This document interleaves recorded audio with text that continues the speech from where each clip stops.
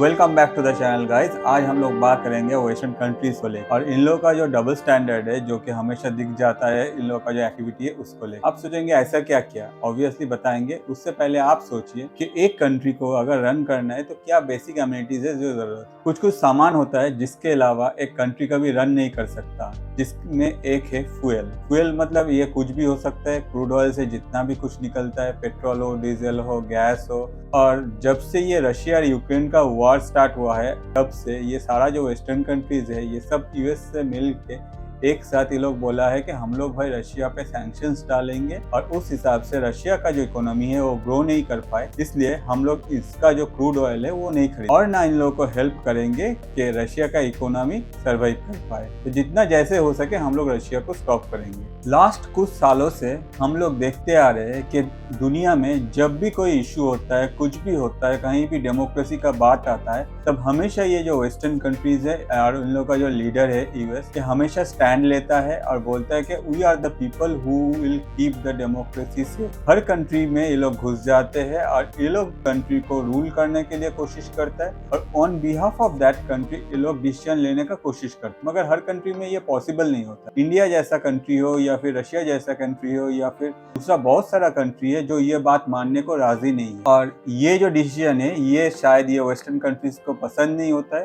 तभी जाके शुरू होता है ये जो सैंक्शंस है या फिर ये जो बैन करने का जो सिस्टम है ये सब। तो चलिए पहले बात करते हैं ये सारा जो वेस्टर्न कंट्रीज है इन लोगों के बारे में, साथ ही साथ बात करते हैं इन लोगों का जो काम है या फिर एक्टिविटी है। लास्ट साल जब यूक्रेन के साथ रशिया का वॉर स्टार्ट हुआ, दिस वेस्टर्न कंट्रीज रशिया के खिलाफ जाके खड़ा हो गया यूक्रेन को सपोर्ट करने के लिए। मगर कोई भी यूक्रेन को एक एक्टिवली सपोर्ट नहीं किया या फिर कोई भी यूक्रेन को फ्री में कुछ सामान नहीं दिया। ये टोल के हाँ भाई आप चलो जाओ आगे लड़ो, हम लोग आपको हथियार देंगे। मगर बहुत सारा कंट्रीज है इनमें से ही जो बोला हाँ भाई आपको तो हथियार देंगे मगर उसके लिए आपको पे करना पड़ेगा। ये लोग जो होता है इसमें भी अपना प्रॉफिट ढूंढता है। ऑन द अदर हैंड ये कंट्री रशिया को एक सबक सिखाने के लिए रशिया पे बहुत सारा सैंक्शंस डाला और रशिया का जो इकोनॉमी है वो एकदम खत्म हो जाए, इसलिए अपने तरफ से बेस्ट कोशिश। हम सबको पता है कि रशिया का जो क्रूड ऑयल है वो रशिया ऑल ओवर वर्ल्ड में बेचा है और उससे रशिया का इकोनॉमी को बहुत अच्छा सपोर्ट मिलता है। इवन अगर यूक्रेन वॉर से पहले भी देखा जाए तो इंडिया में जितना भी ऑयल इम्पोर्ट होता है तो 1% रशिया ही सप्लाई करता था। मगर अभी ये परसेंटेज चेंज हो गया जिसमें मैं आगे आऊंगा। अभी पहले बात करते हैं इन लोगों का। तो ये जो सारा वेस्टर्न कंट्रीज है ये अपने तरफ से स्टेप लिया है कि भाई रशिया को रोकना है और इसके लिए हम लोग एक टीम बनाते हैं जो एंटी रशिया रहेगा और रशिया को जितनी तरह से हो सके हम लोग ब्लॉक करेंगे। बहुत सारा कम्युनिटीज है इन लोगों में और वही कम्युनिटीज के तरफ से बहुत सारा सैंक्शंस जो है रशिया पे डाला गया कि भाई सब बंद करो, रशिया को कोई हेल्प मत करो, रशिया से कुछ सामान मत लो, रशिया से कुछ खरीदेंगे नहीं, उसका इकोनॉमी को सपोर्ट नहीं करेंगे। पूरा रशिया को ये लोग दुनिया से अलग करना चाह रहा था कि रशिया का जो इकोनॉमी है वो सरवाइव ना कर पाए।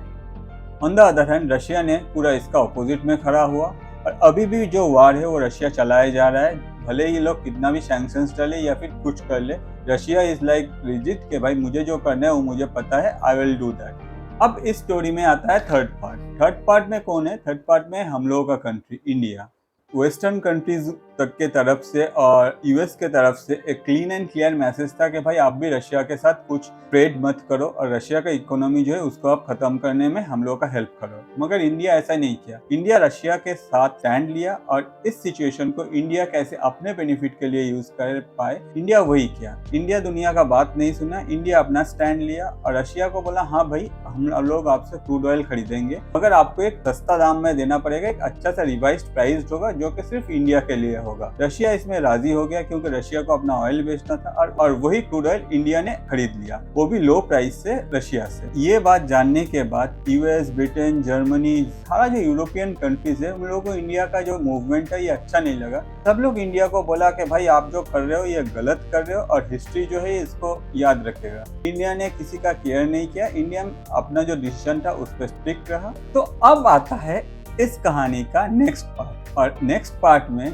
ये सारा जो वेस्टर्न कंट्रीज है जो अभी तक रशिया को बैन कर रहा था, अभी तक रशिया पे इतना सैंक्शंस डाल रहा था, आज वही कंट्री अपना जो फेस है वो दिखा दी। जबकि अपना कंट्री अगर चलाना है कोई भी वेस्टर्न कंट्री को, तो उसके लिए क्रूड ऑयल या फिर पेट्रोलियम जो प्रोडक्ट है जैसे कि जेट ऑयल हो, डीजल हो, पेट्रोल हो, ये मैंडेटरी थिंग है। तो लोग चल कैसे सकता था, उन लोगों के पास कोई ऑप्शंस नहीं था बिना ऑयल खरीदे, मगर ऑयल तो मिल नहीं रहा था। तब उन लोग क्या करेगा, वो लोग क्या उन लोग ये रिफाइंड जो ऑयल है, मतलब क्रूड ऑयल से जो ऑयल बनता है जैसे कि पेट्रोल हो या फिर डीजल हो या फिर जेट ऑयल हो, ये इंडिया से खरीदने का डिसीजन लिया। और आज के डेट में यही सारा वेस्टर्न कंट्रीज ये सारा जो ऑयल है ये इंडिया से खरीद रहा है। इंडिया को कहाँ से मिल रहा है, इंडिया को क्रूड ऑयल मिल रहा है रशिया से कम प्राइस में, वो रशिया से इंडिया में आ रहा है, इंडिया में रिफाइंड हो रहा है, इंडिया में बहुत सारा रिफाइनरीज है, वहां से इंडिया पूरा इसको रिफाइंड कर रहा है और उसके बाद वही सेम क्रूड ऑयल इंडिया जाके बेच रहा है। जितना भी वेस्टर्न कंट्रीज है, जितना भी वेस्टर्न कंट्रीज जो के विरोध कर रहा था हम लोग रशियन ऑयल नहीं लेंगे, उन लोग सबको सब कुछ पता है, पिक्चर पूरा क्लियर है। India is gaining profit on the other hand to survive. This western countries are buying this fuel like jet fuel हो, डीजल हो, पेट्रोल हो। इंडिया सबको पता है कि इंडिया जो है इतना तेल कहाँ से ला रहा है, मगर उसके बाद इतना सैंक्शंस के बाद, इतना इंडिया को क्रिटिसाइज करने के बाद this people are buying oil from India and India is gaining profit. एक रिपोर्ट के अनुसार इंडिया जो है ये वेस्टर्न कंट्रीज में रिफाइंड ऑयल एक्सपोर्टर में अभी नंबर 1, मतलब जितना भी ये वेस्टर्न कंट्रीज है इन लोगों को जितना रिफाइंड ऑयल लगता है, रिफाइंड ऑयल मतलब क्रूड ऑयल को रिफाइंड करने के बाद जो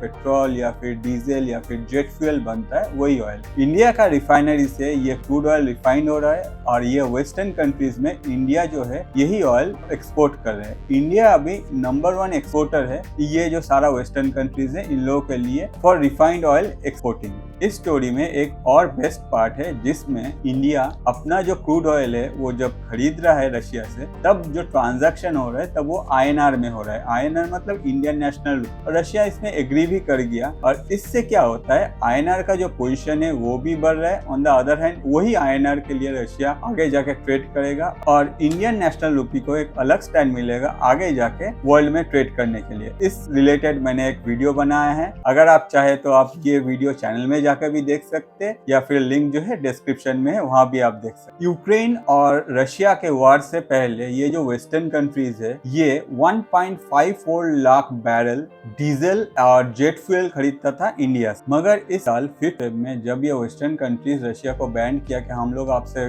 जो क्रूड ऑयल है वो नहीं खरीदेंगे, उसके बाद से ये जो वेस्टर्न कंट्रीज है इंडिया से जो इम्पोर्ट करता था क्रूड ऑयल वो बढ़ गया। पहले ये 1.54 लाख बैरल होता था, तो अब ये हो गया 2 लाख बैरल जेट फ्यूल या फिर डीजल जो भी आप उन लोगों को जरूरत होता है। तो आप देख ही सकते हैं ये 50,000 लाख बैरल का एक इंक्रीज हुआ है, जिसमें इंडिया जो क्रूड ऑयल रशिया से इंपोर्ट करता है कम पैसे में, वही इंडिया एक्सपोर्ट कर देता है इन लोगों को, वो भी एक अच्छा खासा प्राइस में।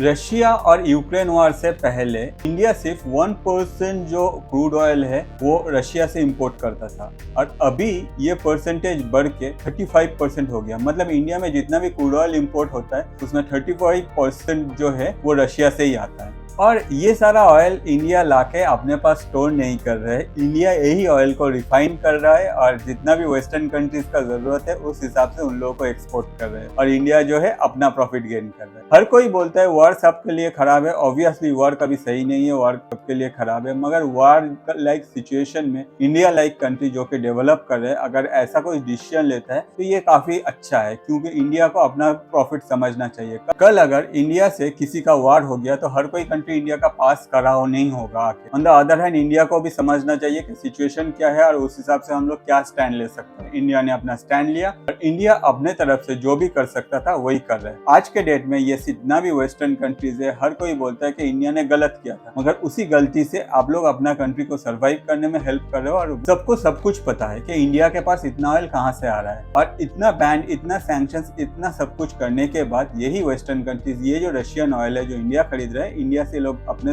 लिए खरीद रहा है। Eight that point of time in लोगों को कोई प्रॉब्लम भी नहीं है, इन लोगों को कोई इशू भी नहीं है ये ऑयल को लेकर। क्यों? क्योंकि इन लोगों को जरूरत है ये ऑयल अपना कंट्री को रन करने के लिए। इन लोगों के पास दूसरा अभी ऑप्शन अवेलेबल नहीं है। इसीलिए सिर्फ ये वेस्टर्न कंट्रीज नहीं, यूएस भी पहले इंडिया से 500 बैरल वैक्यूम गैस ऑयल खरीदता था और अभी ये 500 जो अमाउंट था वो 12,000 हो गया और 12,000 barrel vacuum gas oil US जो है इंडिया से खरीदता है। तो हम लोग क्या सीखे? तो हम लोग यही सीखे कि हर सिचुएशन में अपना प्रॉफिट पहले समझो, क्योंकि ये वर्ल्ड पॉलिटिक्स है। इस वर्ल्ड में हर कोई अपना प्रॉफिट समझता है और इंडिया भी अपना प्रॉफिट समझा। भले ही आप लोग लड़ रहे हो, ये आप लोगों का बात है, इसमें हम लोग नहीं है। हम लोग अपना स्टैंड लिया। भले ही यूएस का जो प्रेसिडेंट है वो ऑलरेडी इंडिया को वार्न किया था कि आप लोग रशिया से ट्रेड मत करो, मगर इंडिया ने सुना नहीं। इंडिया अपना स्टैंड लिया, इंडिया रशिया से ट्रेड किया और इंडिया वही ट्रेड से प्रॉफिट गेन कर रहा है। तो ये हम लोग को समझना चाहिए कि अगर आप वर्ल्ड पॉलिटिक्स में कुछ डिसीजन ले रहे हो, जियो पॉलिटिक्स में आपका जो स्टैंड है वो हमेशा बना रहना चाहिए। अगर आप वर्ल्ड में कुछ भी बता रहे हो, अगर आप कुछ डिसीजन ले रहे हो, तो ऐसा डिसीजन लो कि दुनिया आपको देखे। क्योंकि इंडिया का ये जो फुटप्रिंट है कि रशिया से ऑयल खरीदना, दूसरा कंट्री भी इसके बाद फॉलो किया है और at that point of time it's completely their own decision. They learn from it, but completely whether they will took it और not, that is completely their own decision. मगर इंडिया ने ऐसा कुछ किया जो दूसरा कंट्री करने के लिए सोच भी नहीं सकता था, क्योंकि ये जितना भी वेस्टर्न कंट्रीज है